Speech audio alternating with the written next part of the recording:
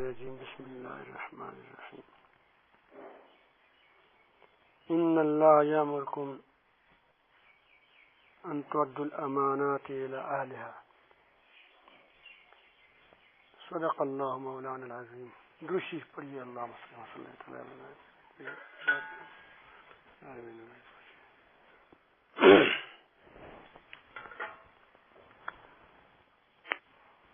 اللہ تعالیٰ فرماتے ہیں جل جلالہ کہ اللہ تعالیٰ تمہیں حکم دیتا ہے کہ تم امانتوں کو ان کے حقداروں تک پہنچاؤ. امانت کا مفہوم بڑا وسیع ہے. ہمارے ہاں تو امانت صرف اس کو کہتے ہیں عام طور پر کہ کوئی کسی کے ساتھ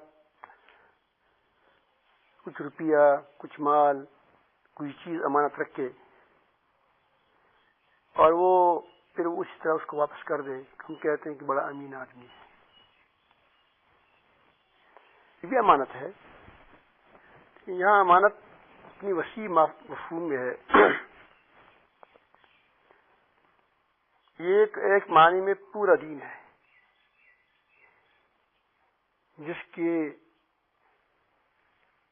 بارگران اٹھانے سے پوری مخلوقات نے تقریباً وہ جتنی مخلوقات تھی، جبال تھے، پہاڑ تھے، آسمانیں تھیں، زمین تھی، سب نے اسے انکار کیا. اس کو برداشت نہیں کر سکے. اس کے اندر استعداد نہیں تھی کہ اختیار کے ساتھ کوئی اللہ تعالیٰ کے بندگی کرے اپنی اختیار کے ساتھ. یہ اختیاری تو کرتے ہیں، اختیار نہ ہو، اختیار ہو تو پھر تو مشکل ہے. کسی میں استعداد نہیں ہے. انسان ہی اٹھایا اس بارے گران کو. ان عرضنا الامانت. تو امانت کا مفہوم بڑا وسیع ہے. امانت میں ہر حقدار کا جو تم پر حق ہے وہ اس میں داخل ہے.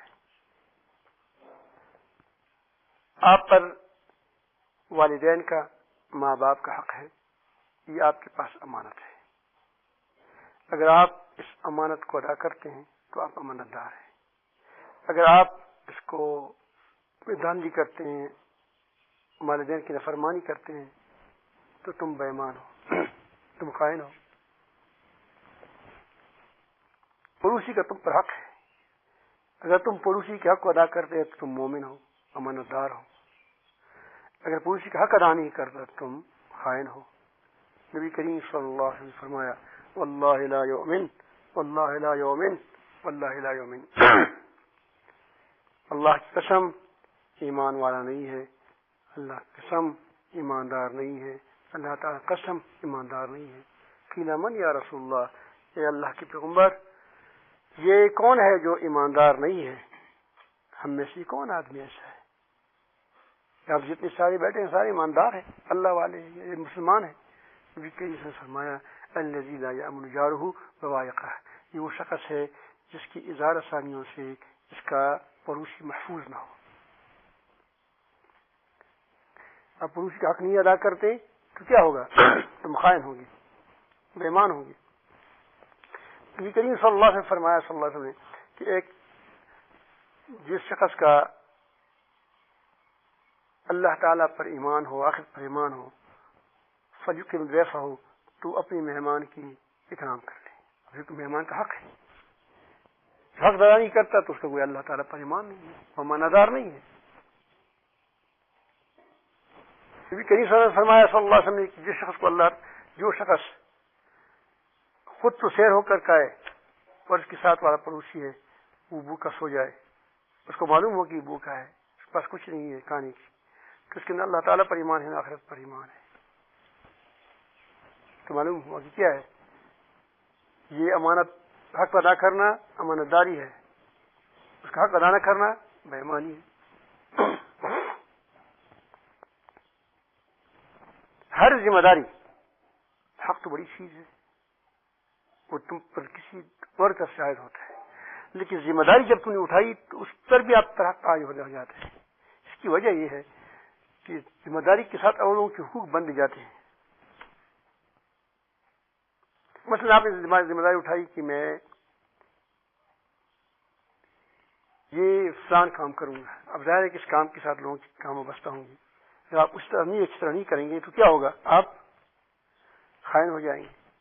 ہر ذمہ داری یہ امانت ہے، اور اس ذمہ داری میں دانگی جس قدر کرو گے اس قدر تم خائن ہوں گے.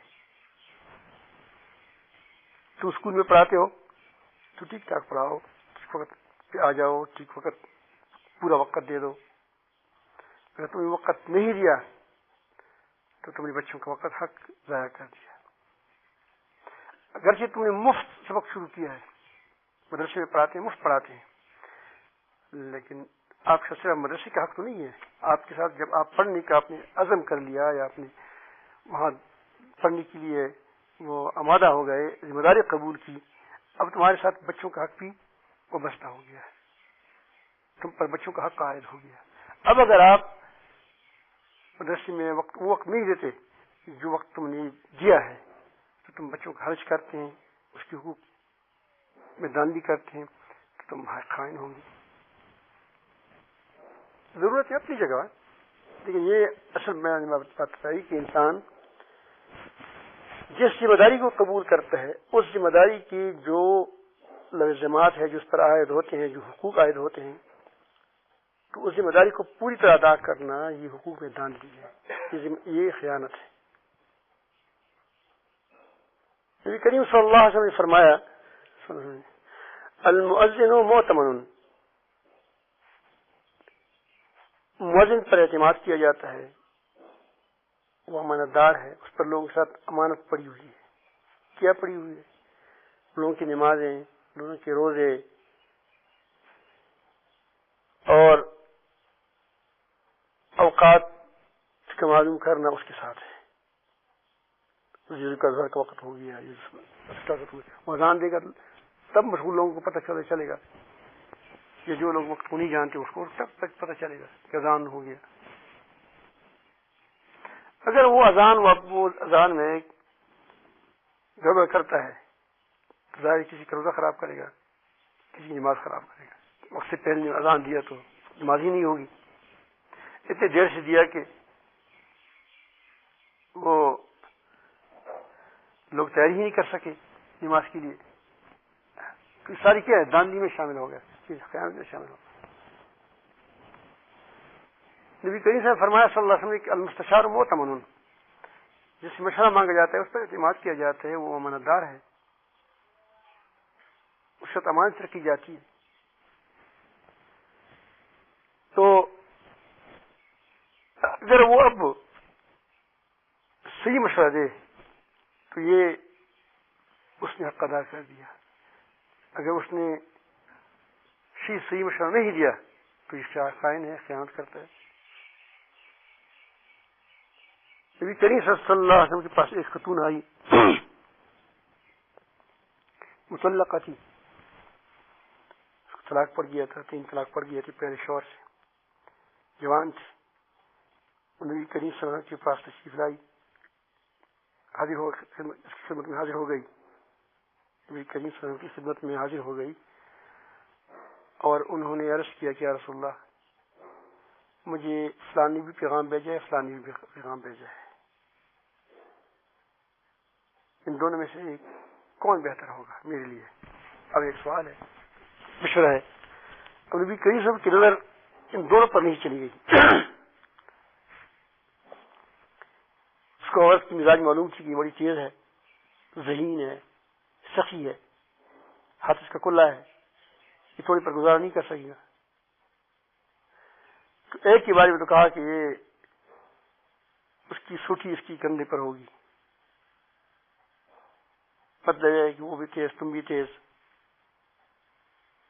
تو ظاہر ہے کہ جب دونوں گرم تار ہوں تو بات نہیں چلے گا، گھروں گڑبڑ ہوگا، فساد ہوگا، لڑائی ہوگی گھر میں. اور دوسرا جو ہے وہ تنگ دست ہے یا پیسے دینے میں زیادہ کھلا نہیں ہے، تو اسے مشکل میں پڑ جاؤ گے آپ. ایک اور میں آپ کو بتاتا ہوں، اس کو بتایا تم کو کوئی کہہ دے کہ بھائی اسلام سے میں تجارت کروں نہ کروں، آپ بے شک اس کی غیبت تو نہ کریں، لیکن اب تم سے چونکہ تم پر ایک فرض عائد ہو گیا، اگر وہ آدمی خائن ہے تو آپ اتنا کہہ رہے کہ ان کے ساتھ تجارت نہ کریں، اس کی معاملات مخدوش ہیں، یا اس کو جب جزات کا آپ کو پتہ ہو تو آپ بتائیں، تاکہ وہ بیچارہ بچہ ہے۔ تو وہ کسی نے کہا کہ میرا سلام فلان کو پہنچاؤ، تو میں کہا کہ میں پہنچاؤں گا، تو تمہارے پاس امانت ہو گئی، نہیں پہنچاؤ گے تم خائن ہو جاؤ گے۔ اسی لیے کسی کو سلام کوئی کہے کہ مجھے میں سلام پہنچاؤ، کہو کہ انشاءاللہ اگر اس میرے سے ملاقات ہو گئی اور مجھے یاد رہا تو میں آپ کو سلام پہنچاؤں گا، اور وقت بھی ایسا ہو کہ مناسب ہو کہ میں وقت پہنچا سکوں، کیونکہ ایسا ہوتا ہے کہ ایک آدمی ملاقات تو ہو گئی لیکن وہ جلدی میں ہے، راستے میں وہ بھاگ رہا ہے، کسی اسی گاڑی چلی جا رہی ہے، آپ کہتے ہیں چلو میں آپ کو ایک بات بتاتا ہوں، تو کیسے رکے گا؟ انشاءاللہ کریں، کیا کریں؟ اور وہ یا اس کو مجھے یاد نہیں رہتا، اگر مجھے بھول گیا تو میں معذور ہوں گا، اگر یاد رہا تو انشاءاللہ جب مناسب وقت ہو تو میں پہنچا دوں گا۔ ایسے آدمی بھول بھی جاتے ہیں، سلام کون پہنچا سکتا ہے؟ آپ خود کسی کو کہے تو اتنا کہو کہ اگر آپ کو سہولت ہو، آپ کو آسانی ہو، آپ سے ملاقات بھی ہو جائے، پابند نہیں ہے آپ، اور آپ کا دل بھی چاہے تب میرا سلام اس کو عرض کر دیں، تاکہ وہ بیچارے پر ایک بار نہ ہو جائے۔ دو آدمی جنگل میں جا رہے ہیں، نبی کریم صلی اللہ علیہ وسلم فرماتے ہیں کہ ایک نے دوسری کو بات کہنا شروع کر دیا، اس نے ہاتھ گردن موڑا، کچھ نہیں کہا کہ میری بات تمہارے پاس امانت ہے یا محفوظ رکھو اس کو، صرف ہاتھ منہ موڑا اس طرح۔ یا ایک مجلس سے ایک آدمی کو اٹھایا، اس نے امانت ایک بات کی، سمجھے کہ اگر وہ مجلس میں کرنا چاہا تو پوری سب کو سامنے کہتا ہے، کوئی ایسی بات ہو کہ جو نہیں کہنی چاہیے بات، تو اس کے پاس امانت ہے۔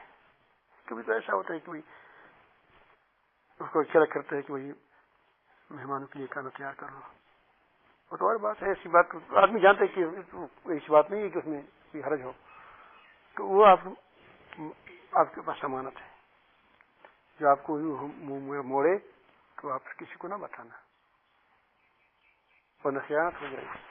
ہاں بات ایسی ہو جس میں اسلام اور مسلمانوں کی خلاف کی سازش ہو، تو چونکہ تم پر مسلمانوں کا حق عائد ہوتا ہے، اسلام کا تم پر حق ہے، تم پر ضروری ہے کہ اسلام کی دفاع کی جائے، پھر خبردار کرنا کہ یہ کسی کی عزت خراب ہو رہی ہو، کسی مشورہ ہو رہا ہے، اس میں کسی کی عزت کے لیے منصوبہ بنایا جا رہا ہے، تو تمہارے خلاف منصوبہ بنایا جا رہا ہے، فرض ہے کہ اس کو بتاؤ، کیونکہ اس کا تم پر اس کا حق ہے، بھائی کا حق ہے کہ اس کی حفاظت کر لیں، اس کی عزت سے بچائیں، اس کے بروز سے بچائیں، اس کو نقصان سے بچائیں، اب حق ہے اس کا، اب اس حق ادائی کے لیے کیا کریں، اس کو وہ بتائیں۔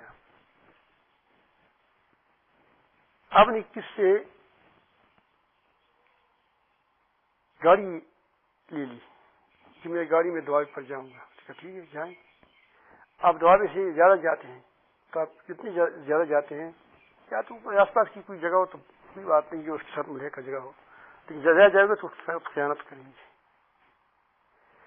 آپ نے کسی چاقو مانگا، مجھے چاقو دے دے، میں سے امرود کاٹتا ہوں، پھل کاٹتا ہوں، کیا کاٹتے ہیں؟ پھل کاٹتا ہوں، آپ نے اس کو پھل بھی کاٹا اور مسواک بھی کاٹ رہے ہو، مسواک سخت ہے تو آپ خیانت کرتے ہیں۔ اللہ نے تم کو آنکھ دی ہے کہ تمہارے پاس یہ امانت ہے، اس کو ایسے استعمال کرو جس سے استعمال کرنے کا وہ استعمال کرنا چاہیے۔ آپ اس آنکھوں سے غلط دیکھتے ہو، بدنظری کرتے ہو، تو یہ آنکھوں کی خیانت ہے۔ یعلم خائنۃ الاعین، اللہ تعالیٰ آنکھوں کی خیانت کو جانتا ہے، تم چوری کرتے ہو، دل میں کسی کے لیے کینہ رکھنا، دل میں لوگوں کے لیے بد خیال لانا، شہوتوں کے ساتھ کی پرائے گھروں میں جانا، اس طرح یہ ساری خیانت میں شامل ہے، کیونکہ تم تو خیانت کر رہے ہو. کینہ ہے، بغض ہے، کسی کے لیے بظاہر اچھی بات کرتے ہو، اندر سے آپ کہہ دی کہ اس کو میں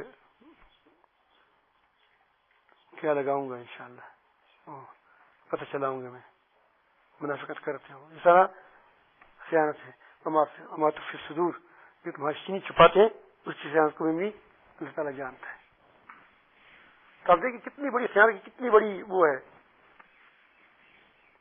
وہ وسیع مفہوم ہے. اس میں شریعت کے تمام احکام آ گئے. امانت کے معاملے میں حضرت تو ہے اللہ پاک کے پیغمبر، اس پہ وہ ہم بات ہی نہیں کر سکتے. تو ان چیزوں کے اتنا خیال رکھتے کہ ہم تصور بھی نہیں کر سکتے تھے. کبھی کریم صلی اللہ علیہ وسلم کو ایک شخص نے کہا نبوت سے پہلے، جب نبی اللہ تعالیٰ نے اس کو مبعوث نہیں فرمایا تھا، تو اس پر کسی پر قرض تھا نبی کریم صلی اللہ علیہ وسلم کا، کوئی سودا کیا اور اس کا قرض ہو گیا. وہ تو میں اب بیٹھے میں آ رہا ہوں، چلو میں بیٹھا ہوں، آپ آئے. اب نبی نے ایک کال دے دیا. کال کسی کو دینا عہد ہے، امانت ہے، اس کی بڑی ذمہ داری ہوگی کہ میں بیٹھوں گا، وہ آئے گا تو میں نہیں ہوں گا تو پریشان رہ جائے گا بیچارہ، پھر ہمارے باغ ہمارے گھر آئے گا. تو اس قریب وہاں بیٹھ گیا. تو 3 دن کے بعد اس کو یاد آیا. تو میں کبھی جب لیا گیا کبھی کسی میں مشغول ہو گیا، پھر ایک دوسری بات تیسری بات بیچارے پھر بھول گیا. تیسرے دن اس کو یاد آیا کہ میں رسول اللہ محمد صلی اللہ علیہ وسلم کو یہ معاملہ کیا تھا، اور یہ فون باغ آئے. اس نے کہا ایسا ہے. تو وہی جگہ پہ موجود تھا. کہیں سے فرمایا کہ اپنی بڑی بڑی دقت میں ڈال دیا، مشقت میں ڈال دیا، باعث میں ڈال دیا.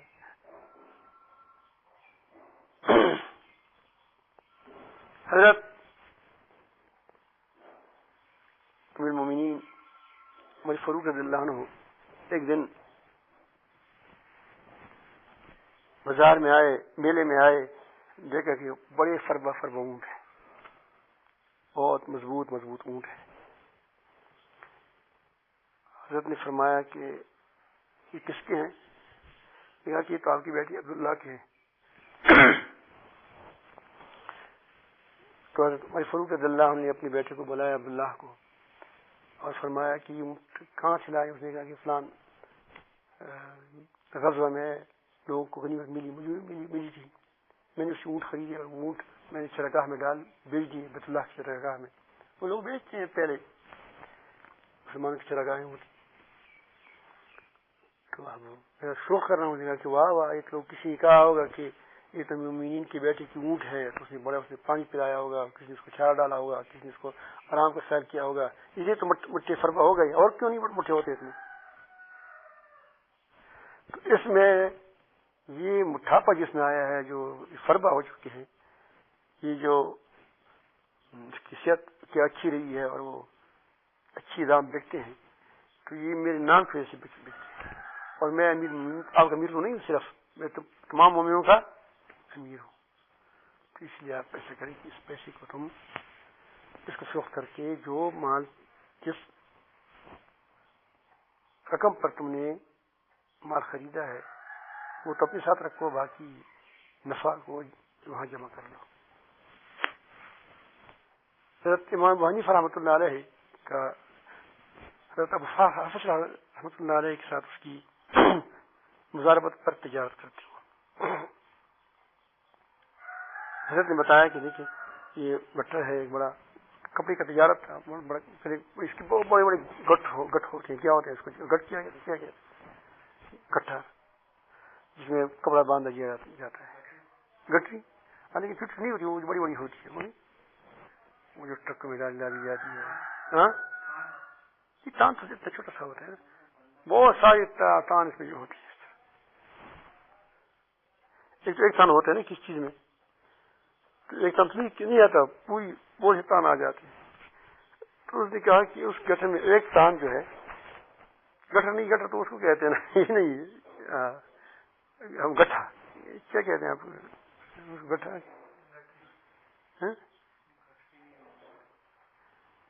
بنڈل ہے، بہت بڑا بنڈل. اس بنڈل میں ایک تان ٹھیک نہیں، انہوں نے کہا کہ اس بنڈل میں ایک تان نہیں ٹھیک نہیں ہے. اس کا پھر بتاؤ اس کو. اللہ تعالیٰ کی شان وہ بھول گیا. دام بہت اچھا تھا اور اس نے اس کی خوشی میں وہ بھول ہی گیا. ہمارے وہاں 40,000 اشرفیہ نفع ہوا ایک حصے کی، 40,000 درہم. تو اپنے پاس آئے اور بڑی کہا کہ الحمدللہ بڑا نفع ہو گیا. ایسے حضرت کا نفع کیا تھا، وہ بھی علماء پر کیا وہ خرچ کرتے تھے، اس کا علماء بیٹھتے تھے اور وہ سر جو آتا تھا ان لوگوں پر خرچ کرتے تھے. اس نے کہا کہ ہمارے پاس تو فوراً سے کہا کہ تم نے وہ گٹر کی بات کیا، وہ تان کی بات کی نہیں کہ جو فلان اس میں تان کہیں کہہ دیجیے. اس کو اس وقت کیا اس کی صلاح. اس نے کہا کہ مجھے تو میں بھول گیا. اس نے کہا کہ آپ نے اچھا نہیں کیا. اس کے ساتھ مزاربت کو فسخ کر دیا.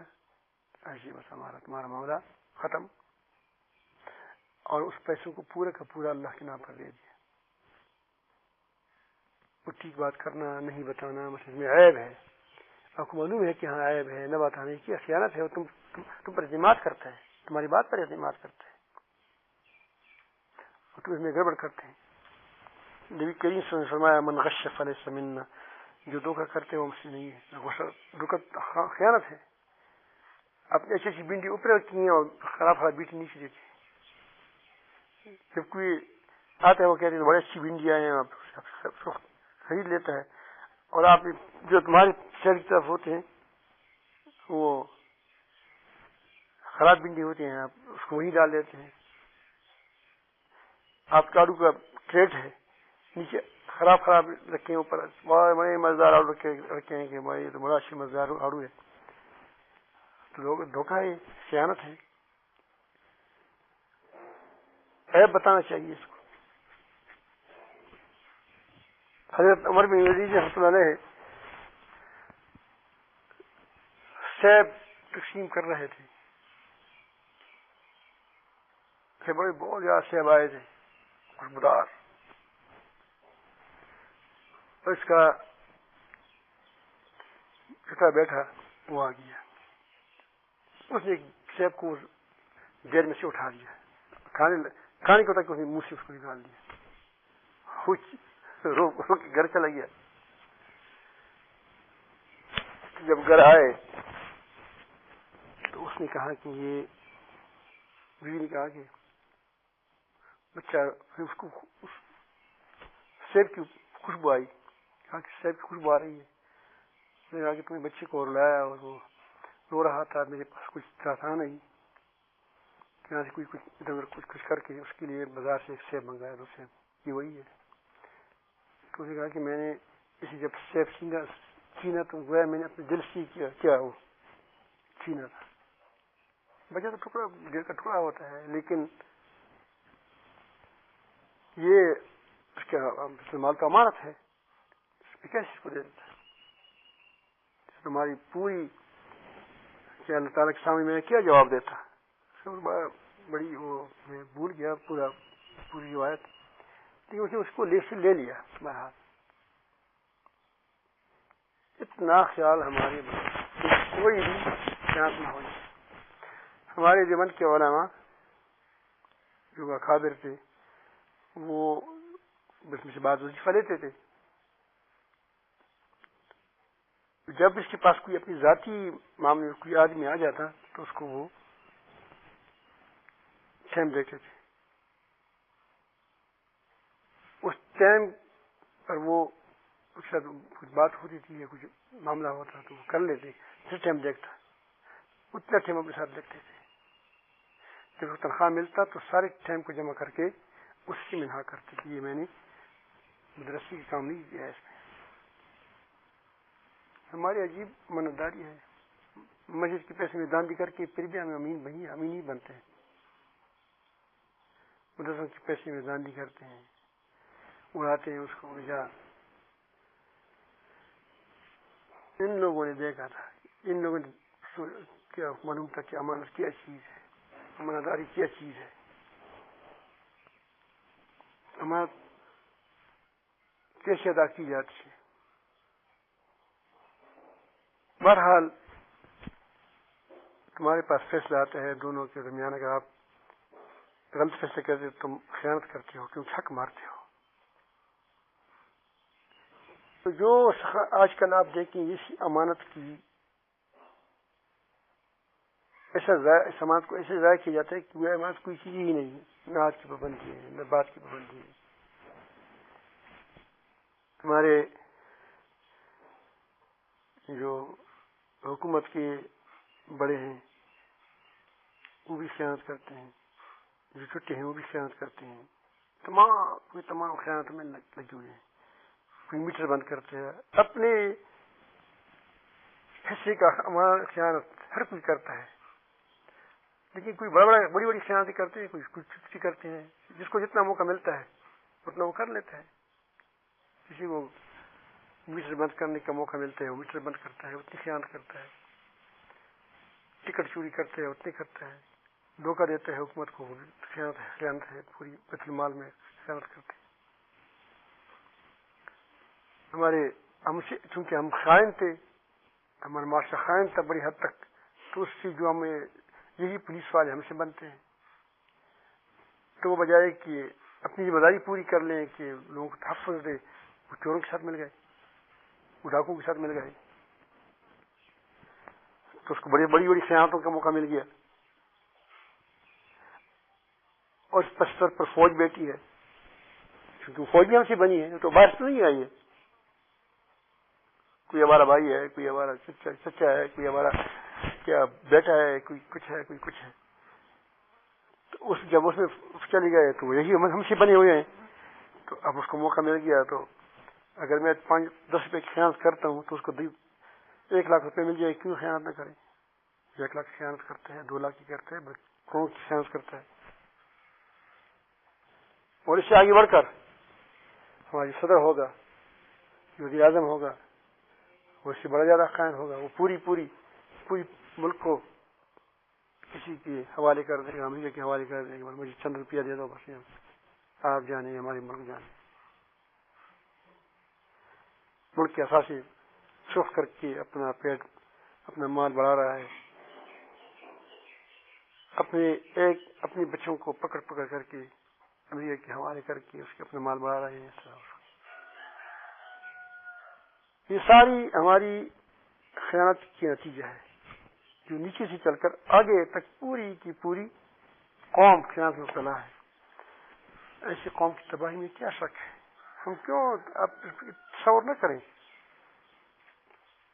خیال بھی نہ رکھیں کہ اس خیانت کے باوجود بھی پاکستان ترقی کرے گا, یا ملک ترقی کرے گا, یا مسلمان ترقی کرے گا. قطعاً ممکن ہے, ناممکن ہے. ہر کوئی اپنے حصے کا خیانت کرتے ہیں. جو لوگ ادارے چلاتے ہیں, بڑے بڑے محتمین ہیں, وہ بھی مدرسے کی چیزوں میں خیانت کرتے ہیں. جو مساجد کے متولی ہیں وہ اس میں قربت کرتے ہیں. جب پوری قوم ہی خیانت میں مبتلا ہے تو اب یہ قوم کیسے نجات پائے گی, دنیا میں کیسے ترقی کرے گی.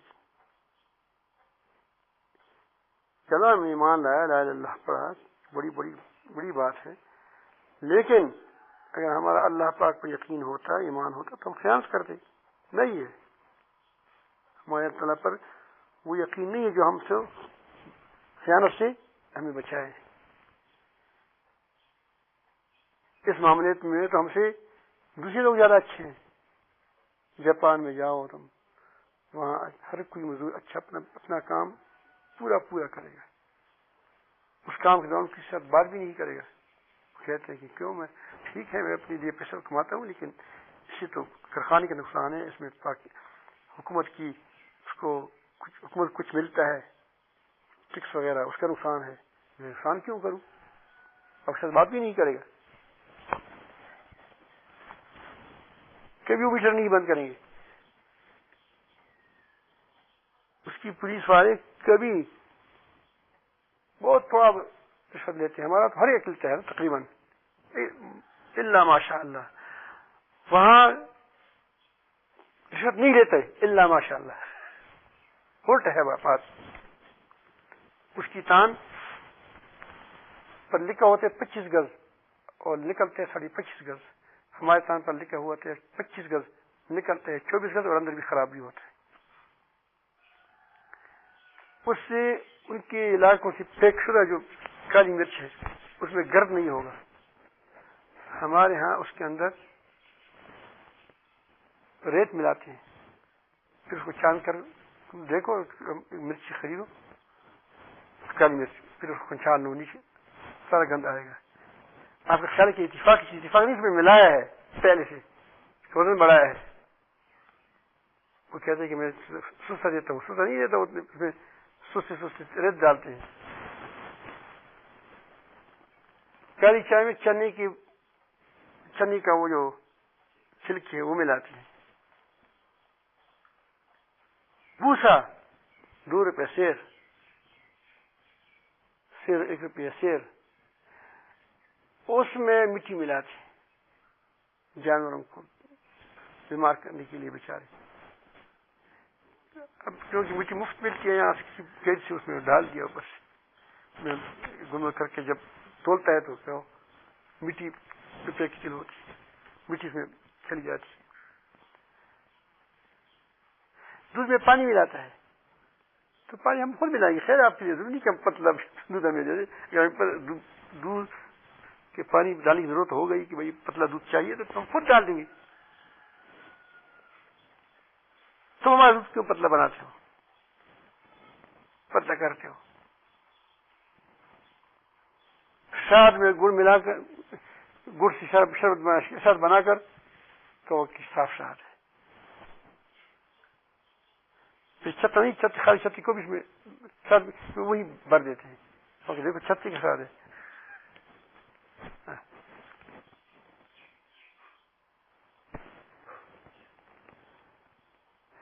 ایک بار میرے پاس ایک آدمی آیا، مدرسہ تھا اس کا،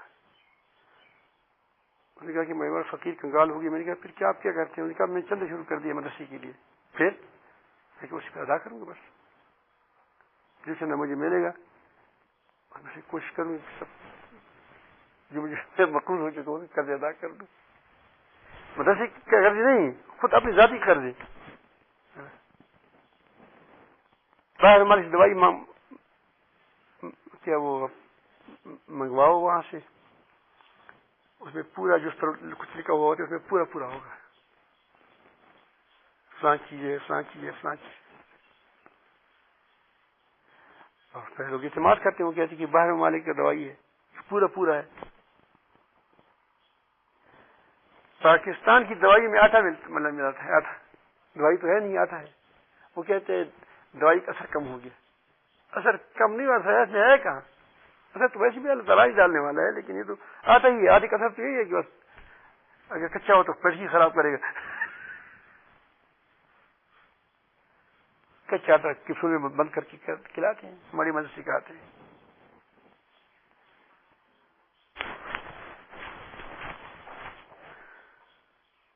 یہ تو میں نے آپ کے قوم کا نقشہ آپ کے سامنے رکھا، اب یہ ہے یا نہیں ہے، اگر ہے تو آپ کیسی کامیابی آپ کو حاصل ہوگی، اس لیے بڑی تحریک چلانے کی ضرورت ہے کہ لوگوں کے اندر ایمان و تقویٰ پیدا ہو جائے، لوگوں کے اندر ایمانداری پیدا ہو جائے، یہ جو بودی کوکری زنداری ہے اسے نکل کر کے حقیقت پسند بن جائیں، حقائق پر آ جائیں، ان رسمی چیزوں کو تمام تو نہیں کہ چند رسوم ادا کر دیا بس تمہیں بڑا میدان مار لیا، اللہ اکبر بھائی یہ کیا ہو گیا، نمازیں پڑھ رہی، اذان دیا بھائی کیا ہو گیا، رسومات تو تمام کچھ ردی میں کچھ نہ کچھ ہوتی ہے، ٹھیک ہے غلط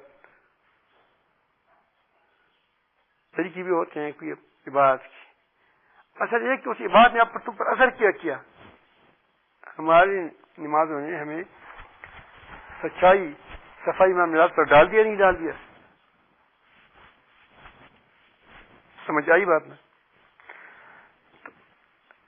آپ کوشش کریں خود بھی امین بنیں، اللہ تعالیٰ سب کو امین بنا دے ہر لحاظ سے، اور دوسروں کو بھی امین امانتدار بنانے کی کوشش کریں.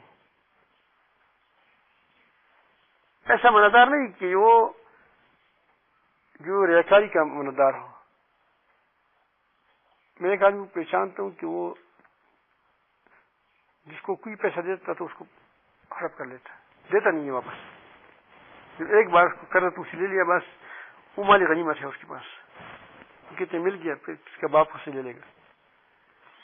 وہ میرے پاس ایک دن آیا اور کہا کہ میں کبھی کبھی کھیتوں چلتا ہوں تو میری پاؤں سے ایک ساتھ اس کھیتی کی خاک مل جاتی ہے، تو کیا یہ میں خیانت نہیں کرتا ہوں؟ جب آدمی کھیتی پر جاتا ہے چپڑیوں سے کچھ نہ کچھ گر تو ہوتا ہے. خیر اسے تو آپ کو اللہ پاک بڑی فرما دے گا، اس کو جو معاف فرمائے گا، لیکن جو لوگ تم قرض دیتے ہیں اس قرض واپس نہیں کرتے ہیں اور لوگوں کی پیسے کو ہڑپ کر لیتے ہو، اس خیال کا تم کیوں خیال نہیں آیا؟ جب تک تم امانتدار نہیں ہوگے تم کسی کامیابی کی کسی ترقی کی خیال ہی نہ کرو، تصور ہی نہ کرو. تم بنے امانت کو اٹھانے کے لیے ہے. ان نظر امانت